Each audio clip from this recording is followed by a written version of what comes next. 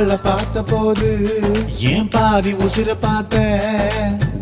உயிரும் தான் பேசும் பாஷையே மூச்சுக்குள்ள கேட்டேன் அவ எதிர வந்து நின்னா என் மீதி உசிர தருவேன் பார்வை படிக்கிற தூரம் போதுமே பக்தன் போல கிடப்பேன் அவ சிரிச்சா வெளிச்சா உருவாகும்